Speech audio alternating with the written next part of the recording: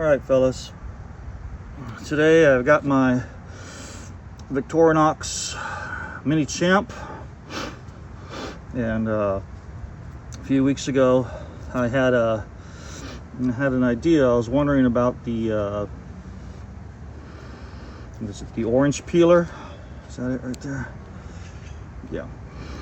I was wondering about the orange peeler and what else it might be capable of.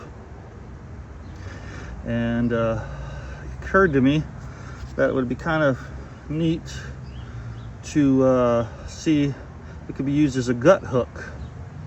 So maybe on a fish, perhaps. Definitely not on a deer. Maybe on a bird, perhaps, or something. But the thing that came to my mind was, can you gut a snake with it? And of course, I don't have any snakes just lying around. So quite luckily, I came across a dead snake in the road. So let's get started with that. I'll zoom out here. I'm going to try to cut up this dead snake and see if the orange peeler on the Swiss Army Mini Champ will work for that.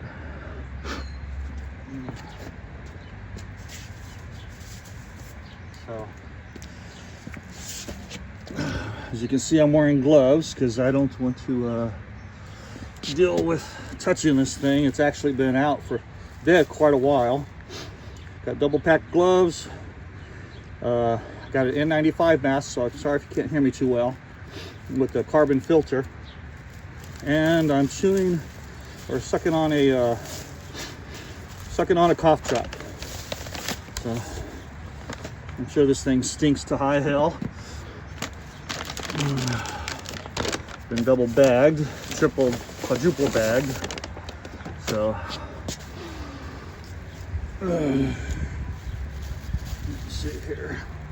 Don't mind these sticks here. They're just kind of my guide, so I can keep the camera in view, because I'm working on the ground here and I really can't see the camera from the angle I'm at. 2 bags. Those 3, 4 already over there. This is gonna stink to high hell. Make sure you stay to the end to see if I vomit. Okay, we're getting closer. Oh, fuck. Woo! All right. What a man does for science. Let's go over here. I think this is downwind or upwind. Oh, shit. So this was a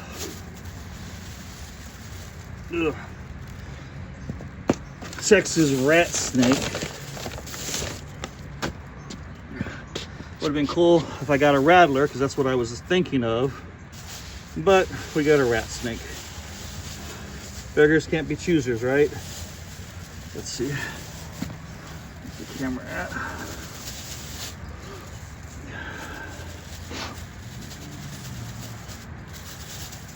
Ugh. Woo. Nice and glistening from decay already. Oh man, I would have done this sooner, but it's been raining last few days, and so I haven't really had an opportunity to. Ugh. Oh man, that's horrible. Oh look, there's a maggot on it already. See it right there? Made it through all those bags. Maybe a fly had gotten to it before it was bagged. Let's see.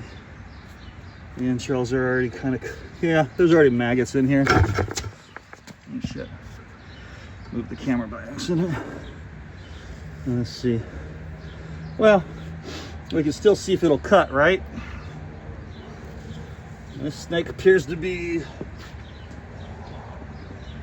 1, 2, 3, it's about 3.5 feet.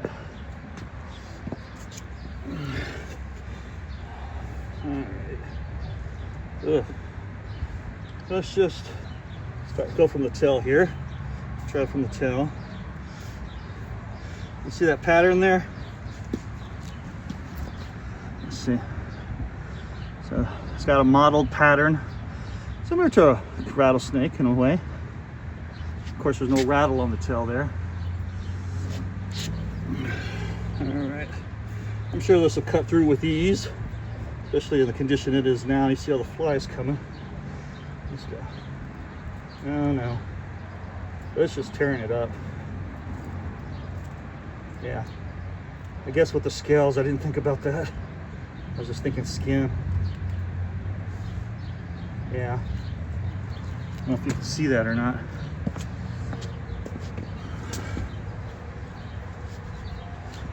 That's things a man will do for science.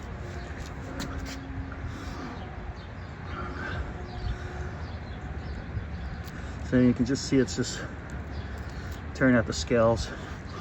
Maybe if they weren't, maybe if they were still solid a bit, you might be able to. But yeah, that's not working. Where's the head? Normally when you get a snake, of course, you want to cut off the head, but this thing's been dead so long, so there's no reflexive bite movements. Yeah. Woo-wee.